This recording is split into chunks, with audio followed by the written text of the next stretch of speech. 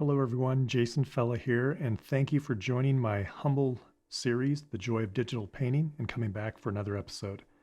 Now I'm excited because today we're going to be painting something specific. I'm going to show you how to paint rock and stone. And if you watch my video from yesterday called The Ultimate Texturing Technique, then that will give you a good idea of how we're going to accomplish this today. If you haven't watched that video, you might want to go back and watch it. Or if you have trouble following along today, then go back and watch it, and that should fill in the blanks. Okay, so as you can see, I've just created a very basic scene here, just with some land in the background and the sky and stuff, just so our painting has a little bit of context to it, rather than me just painting a rock on a plain white background, because that doesn't look any good. And I was going to do this in monochrome, but I decided I'll do this in color since it's a very simple color scheme. Painting rocks is usually just kind of blues and grays and whatnot. So I'm going to do this in color today, but you can certainly do this in monochrome to practice it. All right, so I've got this very basic rock shape here, and we're just going to start painting this. Now, the first thing that we're going to do, as you noticed, I've started the rock in the darkest value. Okay, so if I color pick this, you can see that it's not black, but it's definitely dark grayish blue. Now, the first thing that I want to do is I want to put in the sort of the texture in the what is going to be the darkest part of the rock. And of course, the darkest part of the rock is going to be the lower section of the rock. So for my shadow color, I've picked just kind of a gray that's a little bit lighter than the dark gray that we used for our base. And again, I'm going to bring my flow all the way down to like 5%, give or take.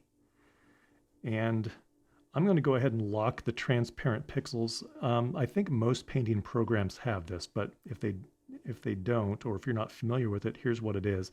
In Photoshop, it's this little box right here. And when I click that, it locks transparent pixels, which means that now I can't paint outside the lines, so to speak. So you don't have to worry about, staying totally within the lines of the rock that I've already created. All right, so let's see. I'm going to make my brush a little bit smaller, and I'm just going to start painting. So again, you remember from yesterday, I'm just creating a bunch of random scribbly shapes. And you can jump around, you don't have to work on the same spot.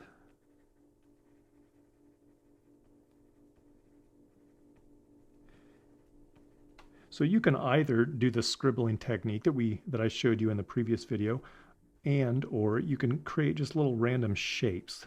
It doesn't have to be scribbling, it can just be creating a bunch of random shapes.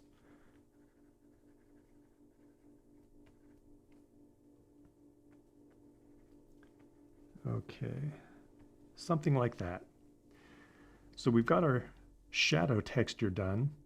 Now I want to create sort of the mid-tone, the mid-value texture. And I've already created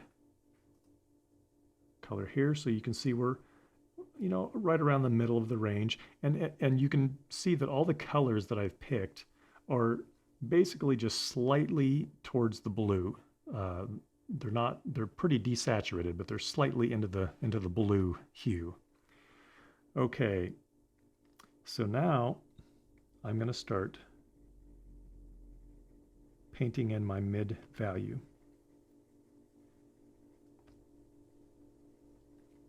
And don't worry at this beginning stage, when we first do this, it's going to look funny because the dark value of my shadow there and the new mid value that we have going in is going to look a little bit, it's going to come together a little bit too harshly and a little bit too abruptly, but that's okay. We're going to fix that as we go along. And as I said, as you're scribbling here, go ahead and you can either create a nice kind of even texture through the whole thing, or you can create like little shapes, create little shapes here and there, just random.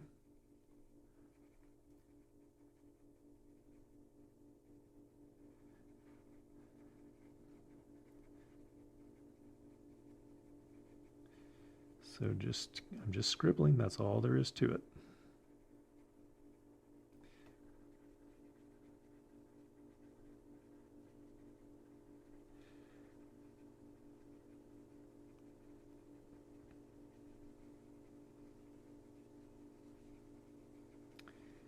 Okay, something like that. Now, before I go on, you can see here where my mid value and my dark value, they come together a little bit too abruptly. So that's okay. What we're going to do is I'm going to stay at the value, or I'm going to stay at the hue that I'm at right now, but I'm going to come over here to my color picker and I'm just going to lower this down a bit. Okay, this will allow us to blend the two values together a bit. See, now I'm able to paint it much more gradually, and it kind of just gradually turns into the shadow color. Okay, but what I want to do, now I'm going to kind of color pick the dark that's down here, and then I'm going to blend up into the mid value a little bit. And see, look at that. Look at that. Just that little bit, we're already getting some nice realistic looking rock just by kind of blending up into the area that we've already painted.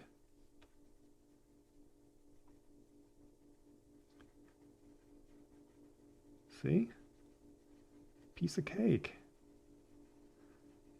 Look at that. So easy. Okay, something like that.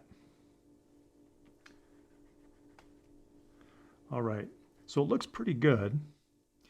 Now we're going to build on the middle values that we've already put down.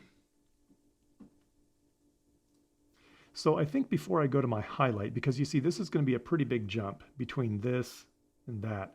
So I think before I go to my full-on highlight, I'm going to just brighten this up a bit, and I'm going to do another layer of sort of a mid-upper value.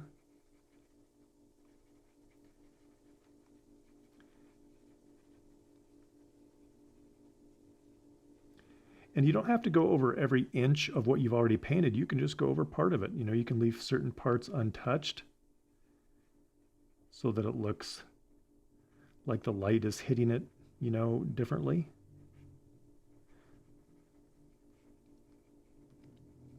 But I'm basically going to go over most of it. Keep this nice and simple just so you can see how this works. Okay. So that's looking pretty good already. Now I'm going to come up to my highlight color, and then I'm thinking that the sun is going to be above and maybe a little bit to the left, just for the heck of it. And now we're going to really start sparkling up this rock. Look at that. Look at that. The texture, it just starts bringing it to life when you do this. And all I'm doing is scribbling. That's it. Look at that.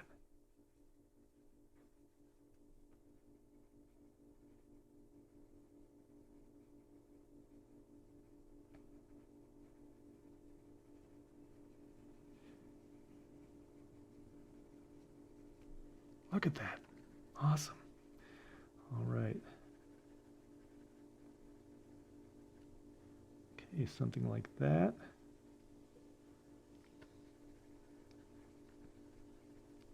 Okay. Okay. So even in just a few minutes, look what we've done. I mean, this this hardly took any time at all. And we've got this really cool, this is a pretty darn good looking rock, if I do say so myself.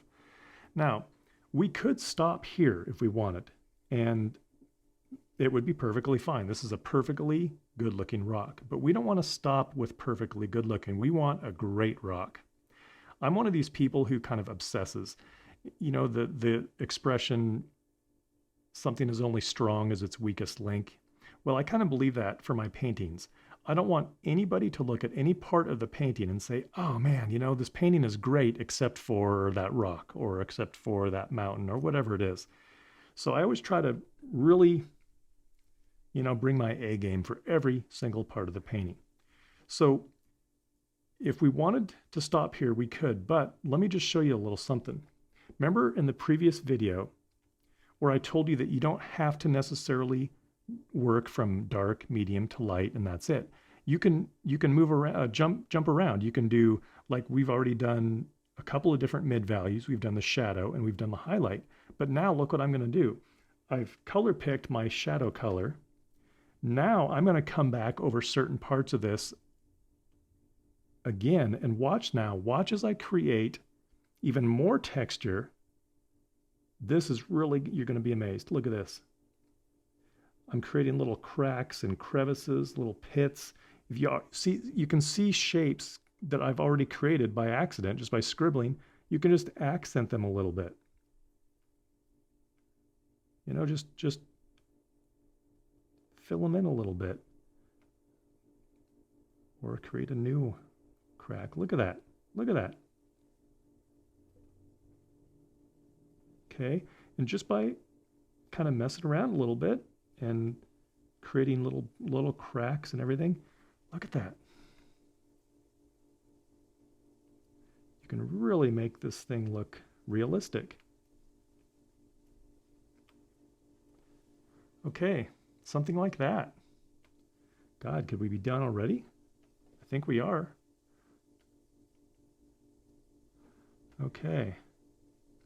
So don't be afraid to mix it up a little bit, you know, layer it, go back and forth, you know, between your shadow, your midtones, your highlights, until it looks like you want it to look.